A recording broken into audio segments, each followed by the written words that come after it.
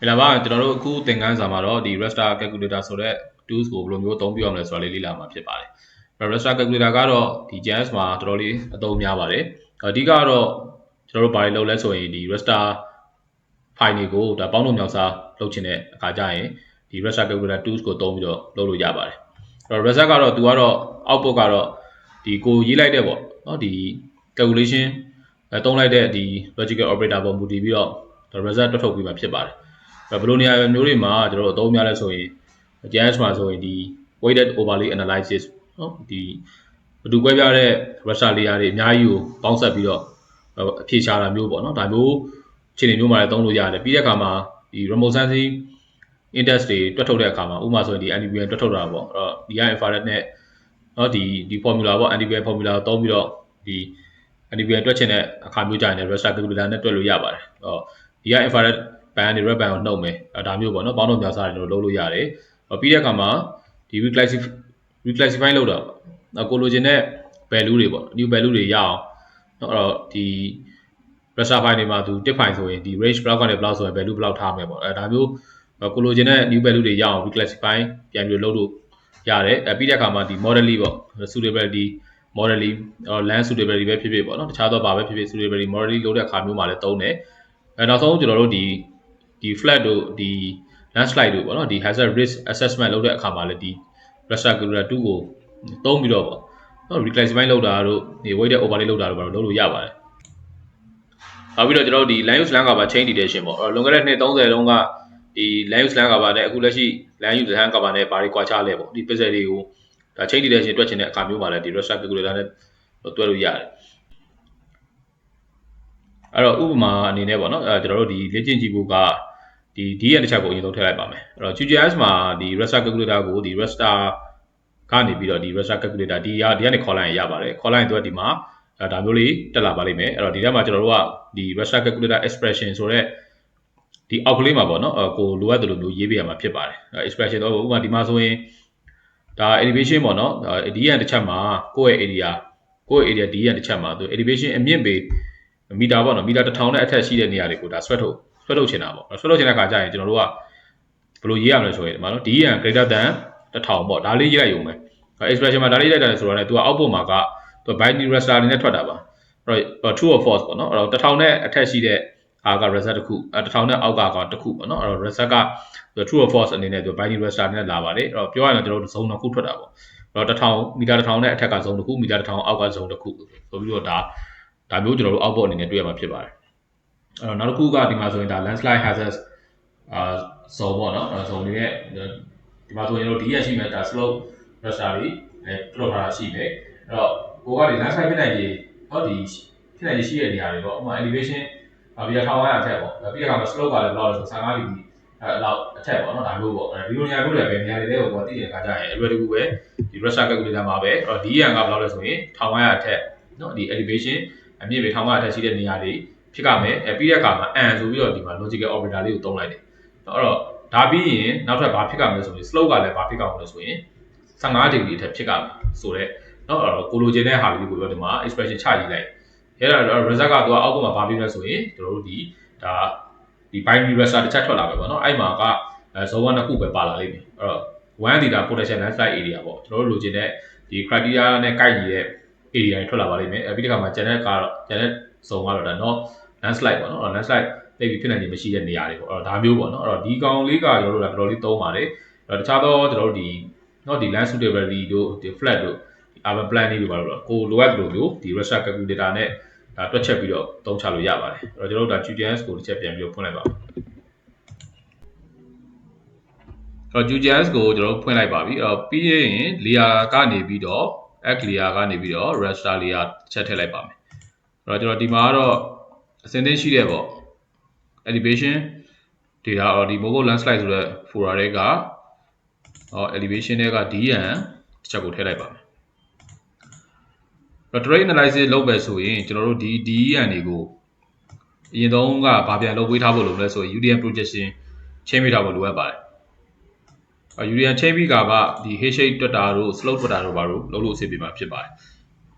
အခုကတော့ raster calculator tools ကိုသုံးမှာဖြစ်တဲ့အတွက်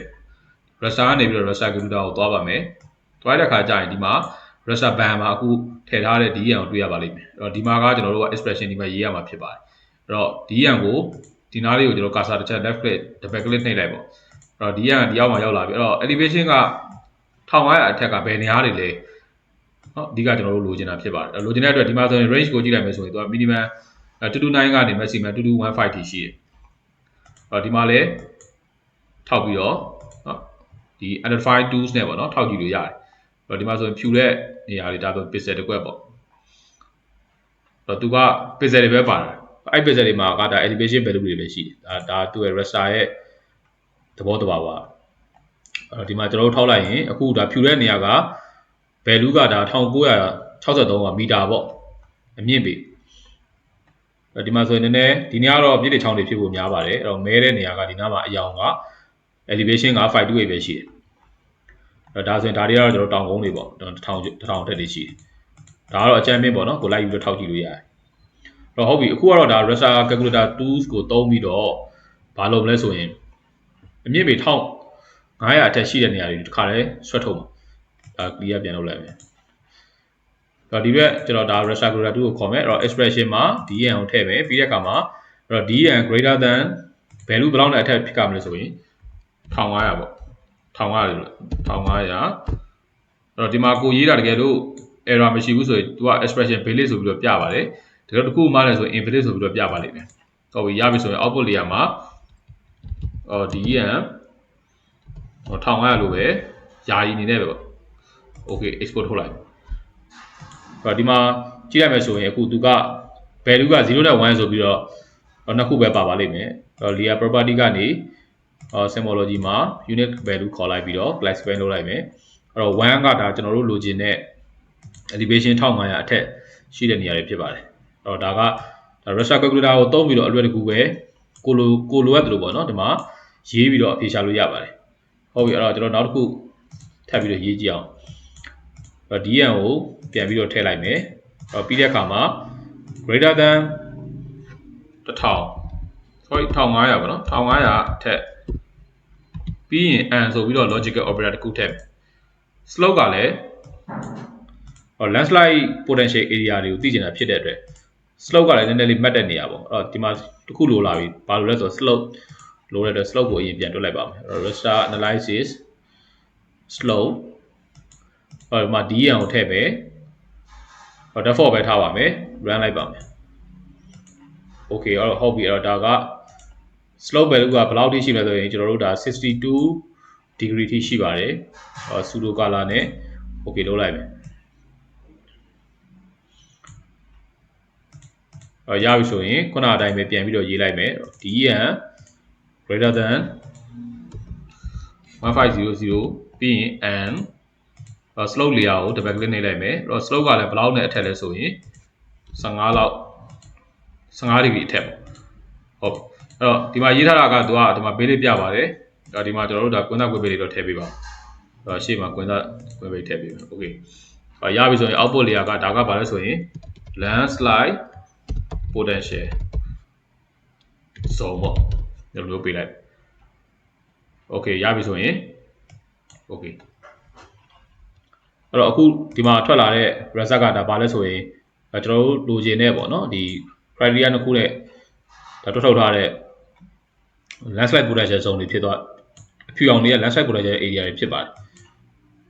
သူ့ကိုလည်း layer property ကနေသူကတော့ unit value classify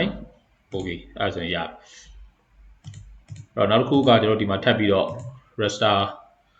analysis ကနေပြီးတော့ hash shade တွေထုတ်လိုက်ပါမယ်အဲ့တော့ hash shade ထုတ်ဖို့အတွက်မူလ DEN ကိုထည့်ပါမယ်အဲ့တော့ဒီမှာ multi directional shade ဒီမှာ command ချစ်လေးထည့်လိုက်ပါမယ်အဲ့တော့သူက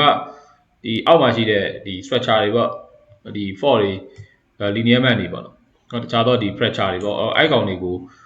နည်းနည်းမြင်ရချင်ရင်ကျွန်တော်တို့ကဒီ multi directional shade လေးနဲ့ထုတ်ရင်ပို့ပြီးတော့အဆင်ပြေပါတယ်အဲ့တော့ရပြီဆိုရင် run လိုက်မယ် okay အဲ့တော့ဒီမှာဆိုရင် hash shade map hash shade ကိုကျွန်တော်အောက်ကခံလိုက်ပြီအဲ့တော့ဒီ landslide potential ကိုtransparency မှာနည်းနည်းလေး short ပေးလိုက်ပါမယ် okay ဟုတ်ပြီအဲ့တော့ဒါဆိုရင်ဒီအနီရောင်ဇုံတွေကဒါ landslide potential ဇုံတွေဖြစ်သွားပါပြီဒီဘက်ကတော့ကျွန်တော်တို့เนาะဒီ0ထွက်တဲ့နေရာတွေကတော့ landslide ဖြစ်နိုင်ခြေတိတ်မရှိတဲ့နေရာတွေဖြစ်ပါတယ်အဲ့တော့ဒါက criteria နှစ်ခုပဲထည့်ပြီးတွက်ပြီးတော့စဉ်းစားထားပါတော့ဒီတခြားသောကျွန်တော်တို့ဒီ rainfall တို့ပြီးရင်တခြားသောဒီ criteria တွေเนาะအများကြီးထည့်ပြီးတော့ geology တို့ soil တို့ထည့်ပြီးပေါင်းတတ်မယ်ဆိုရင်တော့ result ကဒီချက်ပို့ပြီးတော့ကောင်းသွားမှာဖြစ်ပါတယ်အဲ့တော့ခုကတော့ကျွန်တော်တို့ဒါ raster calculator tools ကိုဘယ်လိုမျိုးသုံးမလဲဆိုတာလေးသိအောင်ပါเนาะပြသပေးခြင်းဖြစ်ပါတယ်ခုသင်ခန်းစာလေးကတော့ကျွန်တော်ဒီလောက်ပါပဲခင်ဗျအားလုံးကျေးဇူးတင်ပါတယ်